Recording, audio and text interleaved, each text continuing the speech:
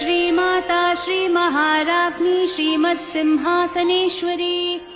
అందరికీ నమస్కారం. రాజ్యాధికారం కావాలని మనం పనిచేసే ప్రతి చోట మీ మాట నెగ్గాలని, మనకే పవర్ ఉండాలని, అధికారం చెలాయించాలని కోరికలుంటాయి.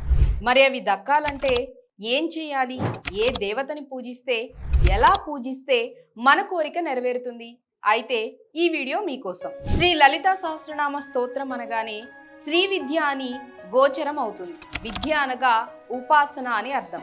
శ్రీ అంటే ఆ పరాశక్తి పేరు కనుక శ్రీ విద్య అంటే ఆ పరాశక్తిని సహస్రనామాలతో చేయబడు ఉపాసన అని అర్థం. తల్లి యొక్క ఉపాసనలో వాడబడు యంత్రం శ్రీచక్రం. శ్రీచక్రమే తల్లి నివాసం ఉండే శ్రీపురం.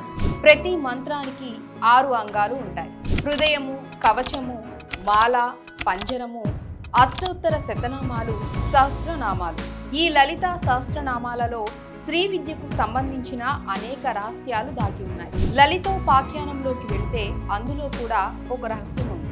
ఈ మంత్రం శాస్త్రములు, పురాణాలన్నీ రహస్యాలను కథ రూపంలోనూ ఉపాఖ్యానములుగాను మనకు అందిస్తూ ఉంటాయి. ఒకసారి మహిషాసుర సంహారం, మరోసారి శుంభ నిశుంభల వధ, మధుకైటభ సంహారం మొదలైన రాక్షస సంహార వృత్తాంతములు వింటుంటే ఆయా దేవతల మంత్రం రహస్యాలు, వాటిలోని యంత్ర రహస్యాలు మొదలైనవన్నీ అట్టి దేవతల ఉపాసన లేకుండానే ఆ మంత్రశక్తి మనలో ప్రవేశించి జాగృతమై మనలను అనుగ్రహిస్తుంది అని చెప్పబడుతుంది.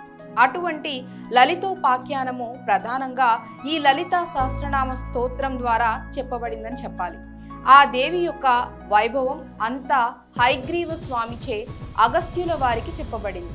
ఆ ఉపాసనలో వాడబడినవే ఈ సహస్రనామాలు. 4 వేదాలు, వేదాంగములైన శిక్ష, నిరుక్తము, జ్యోతిష్య కల్పములన్నింటినీ బాగా తెలిసిన వారు, శైవ, వైష్ణవ, శాక్తేయ మొదలైన సిద్ధాంతముల సారం తెలిసిన మహారుషి అగస్త్యుడు. సకల వేద విద్యలను బ్రహ్మదేవునకు ప్రసాదించిన హయగ్రీవుడు కాంచీపురంలో తపస్సు చేస్తున్న అగస్త్యునకు సాక్షాత్కరించాడు.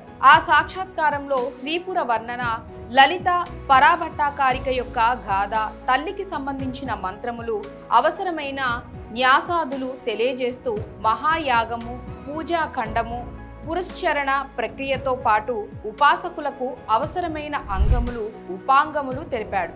కానీ అసలైన శ్రీ లలితా సహస్రనామం గురించి హయగ్రీవుడు అగస్త్యునకు చెప్పలేదట. ఈ విషయాన్నే అగస్త్యుడు హయగ్రీవ స్వామితో చెబుతూ, తల్లి సహస్రనామాలను గురించి నాకు చెప్పలేదు. చెప్పటం మరిచిపోయారా, లేక నన్ను ఉపేక్షించారా, లేక వినటానికి నేను యోగ్యుడను కాదా అంటూ వినయ విధేయతలతో అగస్త్యుడు అడిగాడు. అందుకు హయగ్రీవ స్వామి తల్లిని ప్రార్థించి, ఆ నామాలన్నీ అతి రహస్యమైనవి, ఎంతో భక్తిపూర్వకంగా అడిగావు కనుక తల్లి అనుమతి తీసుకొని చెప్తానని అన్నాడు. సావధాన చిత్తంతో, ఏకాగ్ర మనస్సుతో వినవలసినది. అంతేకాక వీటిని ఎవరికి పడితే వారికి ఎట్టి పరిస్థితుల్లోనూ చెప్పవద్దు. మొండి వారికి, మూర్ఖులకు, దుష్టులకు, విశ్వాసము లేని వారికి చెప్పవద్దు. అర్హత కలవారికి మాత్రమే వినిపించాలి. అందుకే ఇవి రహస్య సహస్రనామాలు అయినవి అంటూ సెలవిచ్చారు హయగ్రీవుడు. ఎంతో దివ్యమైన అర్థాలను, యోగ రహస్యాలను, కుండలిని యోగ రహస్యాలను గర్భీకరించుకున్నవి శ్రీ లలితా సహస్రనామాలు. జ్యోతిష్య శాస్త్ర ప్రకారంగా ప్రత్యేక గ్రహ సంచారములు ఉన్నప్పుడు ఈ సహస్రనామ స్తోత్రంలో ఉన్న ప్రత్యేక శ్లోకాల ద్వారా ఎన్నెన్నో విశేష స్థితులను అందరూ పొందుటకు అవకాశాలున్నాయి. జాతక బలమున్నప్పుడు అలాంటి వాటిని పొందే యోగము, భాగ్యము, అదృష్టము ఉంటుందట. కనుక ప్రతి ఒక్కరూ తాము కూడా అట్టి యోగాలను పొందే జాతక బలము ఉందని మనసులో సంకల్పించుకొని ఆచరించడంలో తప్పే లేదు.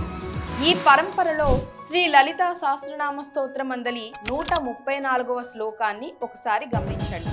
రాజరాజేశ్వరి, రాజ్యదాయిని, రాజ్యవల్లభ, రాజకృప, రాజపీఠ నివేశిత, నిజాశ్రిత. పై శ్లోకంలోని మొదటి పంక్తిలో 3 నామాలు, రెండవ పంక్తిలో 2 నామాలు ఉన్నాయి.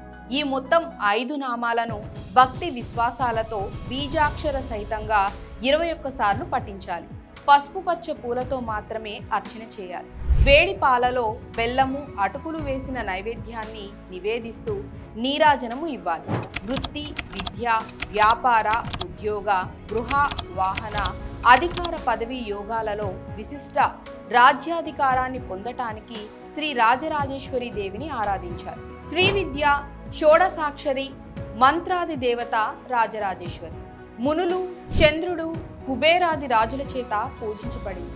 అందుచే వారంతా రాజులు కావటానికి కారణమైంది. నిజ జీవితంలో భక్తులకు యోగ్యమైన రాజ్యం అనగా ఉద్యోగాన్ని అనుగ్రహించే రాజ్యదాయిని, సర్వలోకాలకు ఆధిపత్యం వహించే తల్లి కనుకే రాజ్యవల్లభ అని పిలువబడింది. అందుకే ఈ దిగువ తెలిపిన నక్షత్రాలు, వారాలు వచ్చిన ప్రతిసారి శ్రీ రాజరాజేశ్వరిని ప్రార్థిస్తూ ఆ తల్లి అనుగ్రహ ప్రాప్తిని పొందటానికి ప్రయత్నించండి. మంగళ, శుక్రవారాలు మాత్రమే అనుకూలమైనవి. ఆయా రోజులలో అశ్విని, రోహిణి, ఆరుద్ర, పుష్యమి, హస్త, స్వాతి, అనురాధ, మూల, శ్రవణం, శతభిషం, రేవతి నక్షత్రాలలో ఏదో ఒకటి ఈ మంగళ లేక శుక్రవారాలలో సూర్యోదయం దగ్గర నుంచి సూర్యాస్తమయం వరకు ఉండాలి. ఆ విధంగా ఉన్నటువంటి రోజులే తల్లిని ఆరాధించడానికి అనువైన సమయాలుగా భావించాలి. పై శ్లోకమందలి 5 నామాలకు ముందు ఓం ఐం హ్రీం శ్రీం అను బీజాక్షరాలను కలపండి. ఓం ఐం హ్రీం శ్రీం రాజరాజేశ్వర్యే నమః. ఓం ఐం హ్రీం శ్రీం రాజ్యదాయిన్యే నమః. ఓం ఐం హ్రీం శ్రీం రాజ్యవల్లభాయై నమః. ఓం ఐం హ్రీం శ్రీం రాజకృపాయై నమః. ఓం ఐం హ్రీం శ్రీం రాజ్యపీఠ నివేశిత నిజాశ్రితాయై నమః.